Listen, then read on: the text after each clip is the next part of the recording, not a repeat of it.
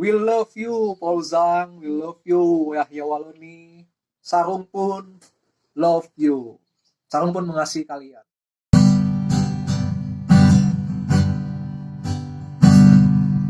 Mengapa bangsa-bangsa, mengapa suku-suku bangsa mereka-reka perkara yang sia-sia?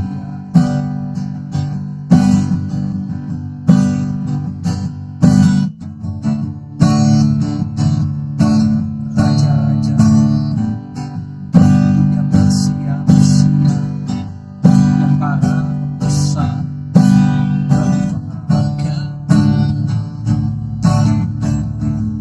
bersama-sama melawan Tuhan yang dirahmatinya.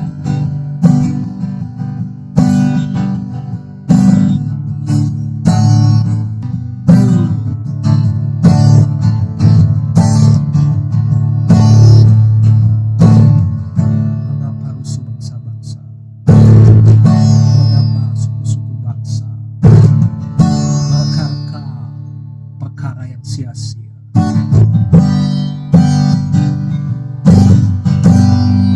Dia yang bersemayam surga tertawa, Tuhan menolongmu. Kita yang berkata,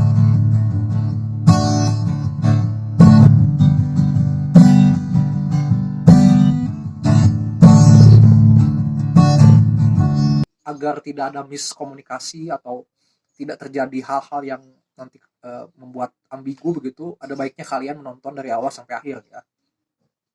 Nanti saya juga akan selipkan beberapa firman Tuhan ya. Yang pertama, pesan yang ingin saya sampaikan adalah saya sangat setuju, saya sangat mendukung gitu ya. Sekali lagi saya sangat setuju, saya sangat mendukung dengan langkah tegas yang diambil gitu ya oleh orang-orang yang melaporkan Pauzang kemarin gitu. Kenapa saya katakan begini? Karena ini untuk pembelajaran gitu ya. Saya seorang percaya tetapi saya tidak melakukan apa yang Pauzang kemarin lakukan. Dan menurut saya itu tidak merepresentasikan seorang Kristen gitu ya. Entahlah, mungkin dia mengaku sebagai Kristen gitu. Tapi sekali lagi saya sendiri sebagai umat Kristen itu mengucapkan banyak permintaan maaf gitu ya kepada saudara-saudara Muslim, saudara-saudara bahkan kepada agama lain gitu ya. Karena sebenarnya bukan seperti itulah Kristen gitu. Dan saya sangat mengapresiasi orang yang melaporkan gitu ya tentang Pauzang kemarin. Dan kalau perlu Polri sangat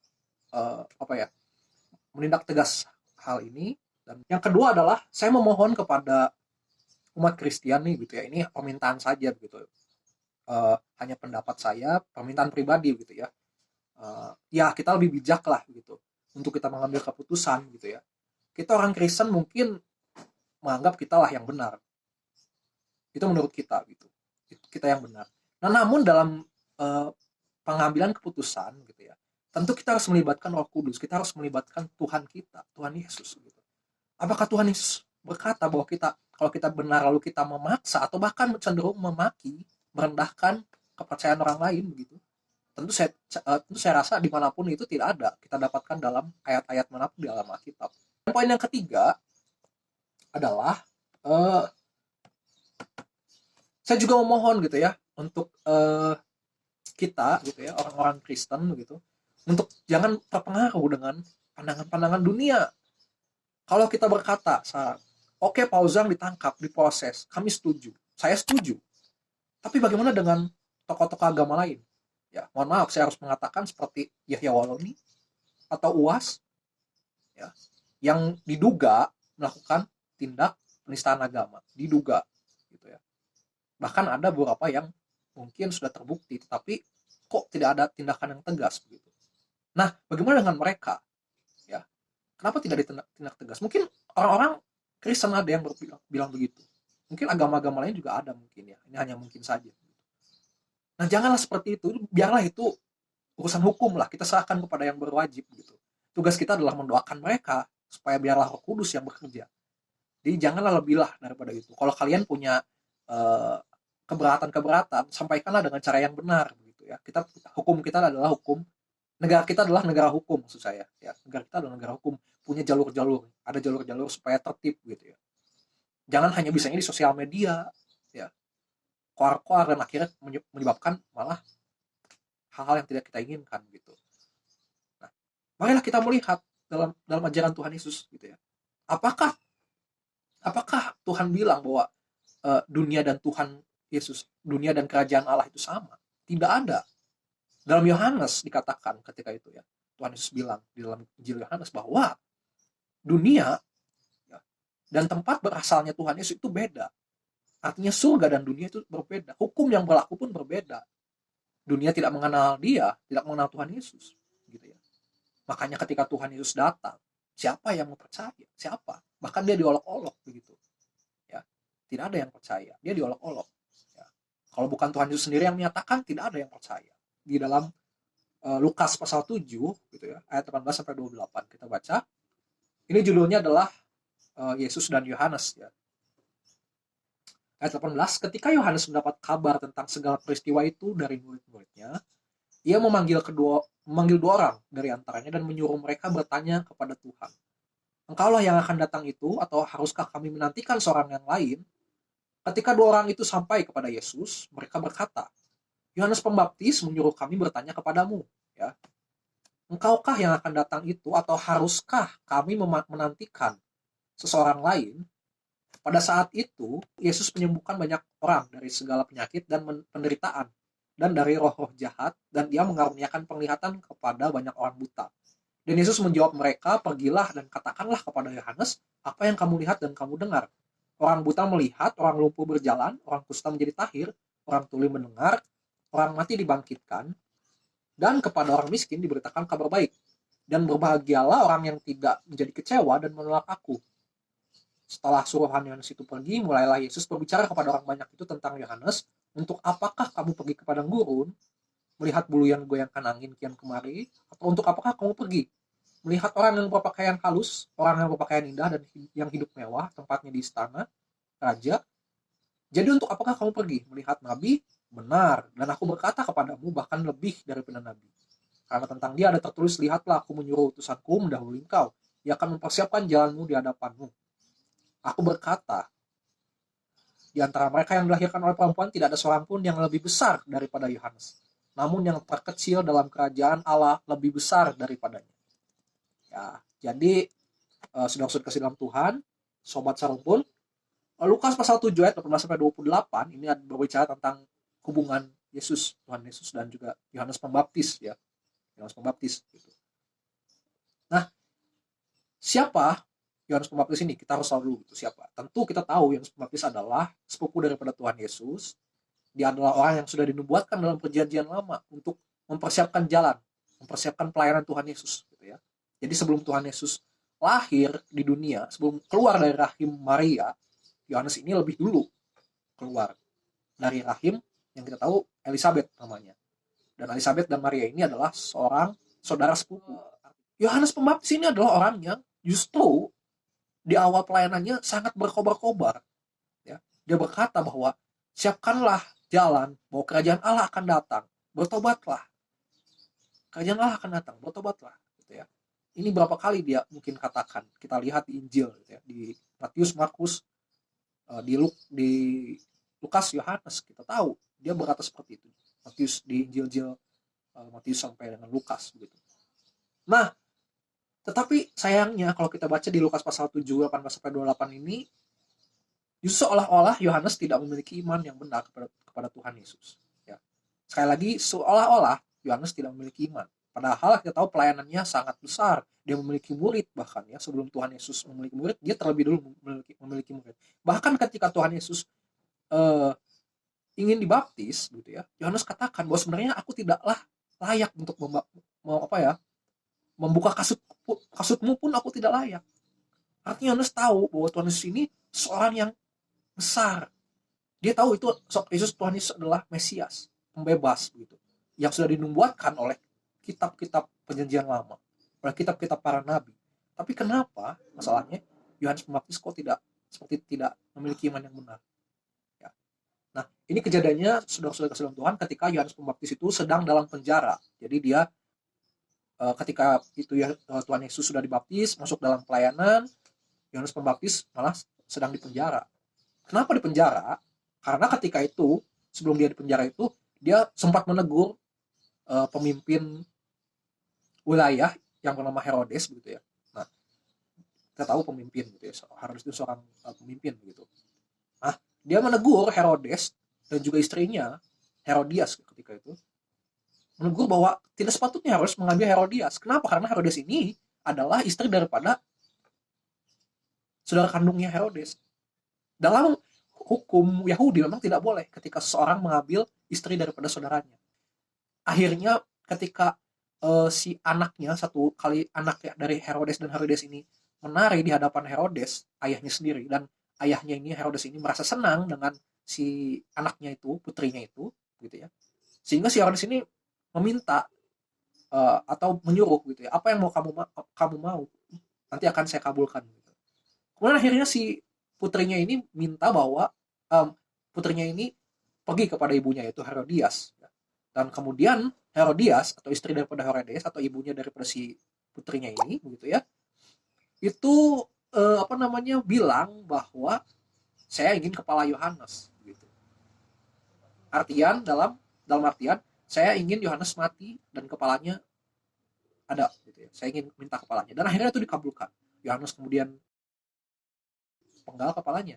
Ketika itu peristiwanya adalah Herodias, istri yang diambil oleh Herodes begitu dari saudaranya ini, merasa mungkin masih memiliki dendam, merasa tidak senang kepada teguran yang Yohanes uh, ajukan gitu ya kepada diri si Herodias itu. Nah, mungkin ini kemungkinan juga gitu, ketika itu Yohanes Pembaptis di penjara, ketika dia belum mempunyai iman yang benar kepada Tuhan Yesus, ada kemungkinan, saya yakin juga, karena dalam gaya penyampaiannya Yohanes ketika itu mau menyampaikan dengan cara yang salah. Ya, ini hanya pertimbangan. Mungkin Yohanes salah cara menegurnya begitu, terlalu keras kah, atau mungkin dengan cara yang terlalu belak-belakan, ya, sehingga membuat dia dipenjara gitu. Mungkin ada cara lain yang seharusnya bisa dia lakukan gitu, yang lebih baik. Memang ini tidak mempengaruhi imannya, dia tetap bisa masuk surga, saya yakin gitu. Tetapi setidaknya pelayanannya menjadi ruang lingkup pelayanannya tidaklah lagi seperti dulu. Tidak lagi ketika dia bisa membaptis banyak orang. Tidak lagi ketika dia bisa membawa murid-muridnya pergi dari satu daerah untuk memberitakan Injil ke daerah lain. Kenapa? Karena dia sudah terbatas oleh sel penjara, ruang sel penjara. Nah, apakah ini sama dengan apa yang dialami oleh Paul Zhang gitu ya?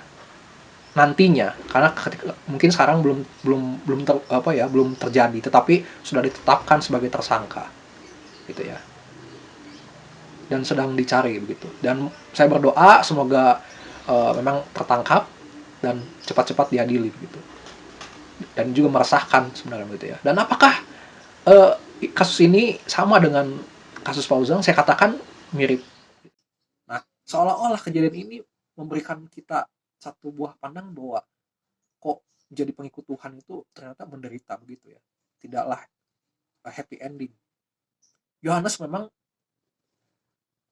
hampir benar bahwa memang Yohanes memang mengaku bahwa Yesus ini adalah seorang yang dinubuatkan dari perjanjian lama, Mesias seperti itu ya.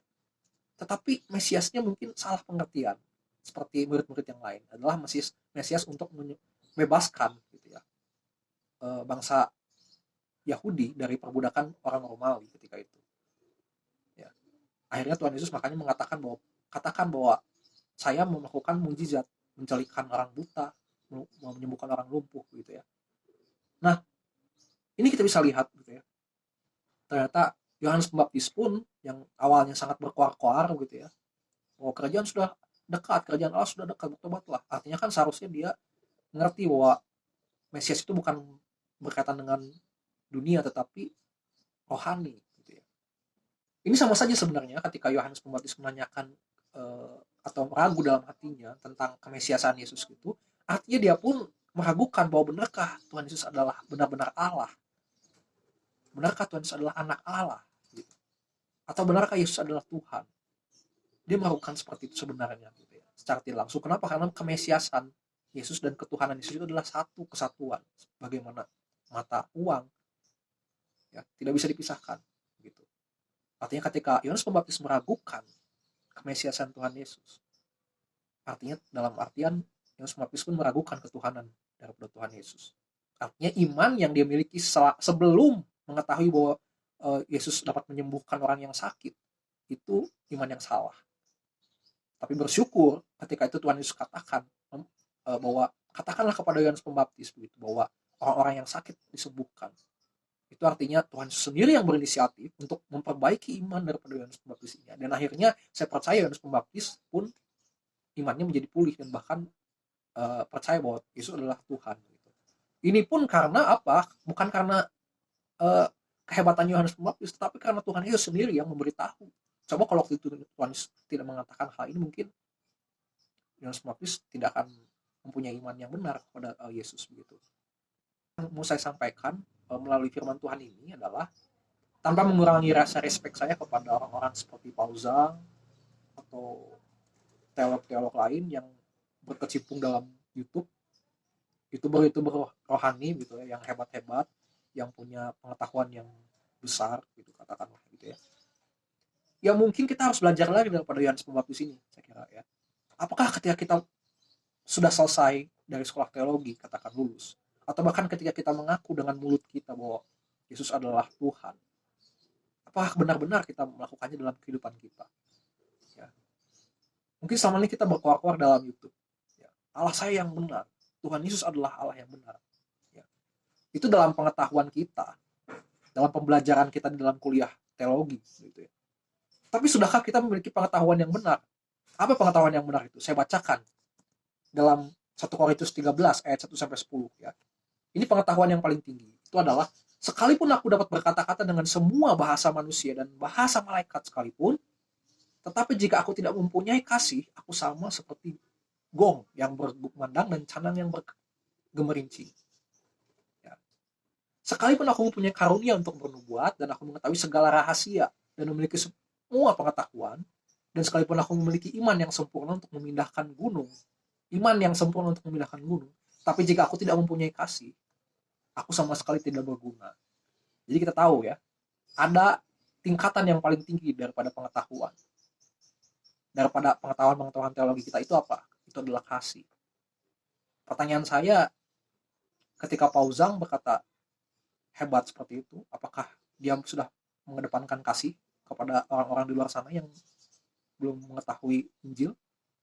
Ketika saudara-saudara saya atau bahkan ketika saya sendiri pun menyampaikan ini, apakah benar-benar saya mengutamakan kasih daripada pengetahuan gitu ya. Nah, ini yang menjadi pergumulan setiap orang-orang Kristen.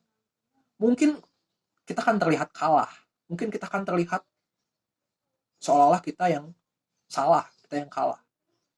Tetapi justru ketika kita bisa mengampuni, ketika kita bisa memposisikan diri kita di bawah, itulah Kristen. Bukan ketika kita bisa memposisikan kita di atas. Makanya dalam ayat terakhir di Lukas pasal 7 ayat 28 itu dikatakan bahwa memang saat itu di dunia tidak ada orang yang baru lahir. Ketika itu di zaman Yohanes Pembaptis tidak ada orang yang baru lahir gitu, yang memiliki iman yang lebih besar daripada Yohanes. Ya. Tapi yang terkecil di surga, dikatakan Tuhan Yesus, lebih besar daripada iman yang dimiliki oleh Yohanes. Jadi kesimpulan adalah tetaplah memiliki iman yang benar gitu ya. Dan kalaupun nanti memang keadaan harus mungkin kita merasa tidak adil, atau mungkin pihak seperti Paul Zhang mungkin merasa kenapa Tuhan tidak membela saya begitu, mari jangan berkata seperti itu. Mari kita melihat bahwa ini adalah hal yang sebenarnya untuk menumbuhkan iman kita gitu. Tuhan juga bekerja di sini gitu. Tuhan tidak tinggal diam. Assalamualaikum warahmatullahi wabarakatuh. Salam.